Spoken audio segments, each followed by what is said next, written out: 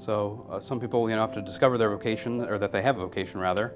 For me, I started off, as a young child wanting to play mass and dress up as a priest, things like that, when I was 3 or 4 years old.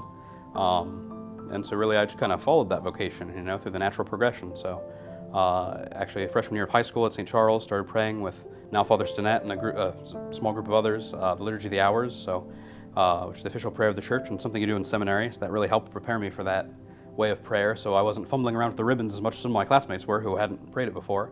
And then, so through high school, just kept progressing and going to different vocation meetings, the Melchizedek Project, things like that.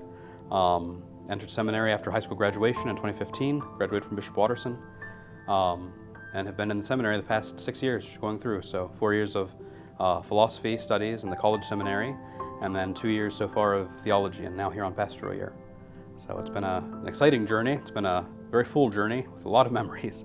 But yeah, so I think every young man who's considering a vocation has at some point probably talked to or been contacted by the vocation director who hears about this in some way, shape, or form. Vocation directors are kind of all present with people who are considering vocations.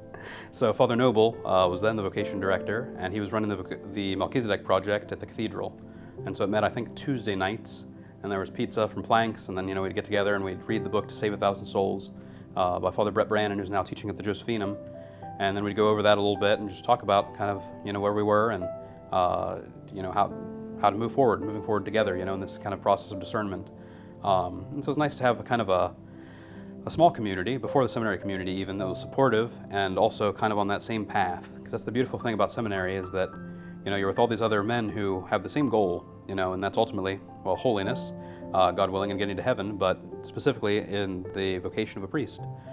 And so it was this group of us who were discerning and felt that call of God in our life to consider the priesthood, to consider seminary. And so we were all kind of working together through this book and just supporting each other, which is, I think, a really beautiful thing. And also it was a great chance to get to know Father Noble a little bit better and talk to him about, where I was in my journey and, how I felt my vocation growing. And yeah, eventually through that led up to doing the entrance into seminary. So it's not like if you contact him, he's going to say you're going to the seminary, you have to sign up. It's a no pressure type of thing where you can feel free to contact him with questions or concerns, or if you want to know more. He can tell you about Melchizedek projects happening around the diocese, and about like live-ins at the Josephinum or at the seminaries. So it just doesn't hurt to reach out, It's not going to be a solid thing. You're not signing away in blood or anything. And even when you enter seminary, it's not a for sure, yes, I'm going to be a priest. It's I'm open to it, I'm considering it. I think this is where the Lord's calling me right now. And so you go and you journey with the Lord, and you keep praying and you keep discerning that whole time. And your vocation's confirmed when, God willing, the bishop lays hands on you and calls down the Holy Spirit upon you.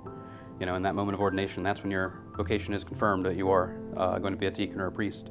But up until that point, you're quite free to go where the Lord calls you. And so you don't have to feel like, if you're entering the seminary, you have to stay there forever. Even if you go for a few years, that time of formation will definitely help to shape you and help you to be a better man and even a better father and husband if you end up, leaving to get married. So it doesn't hurt to reach out to the vocation director. It's not going to be a scary experience. He's going to make it very pleasant.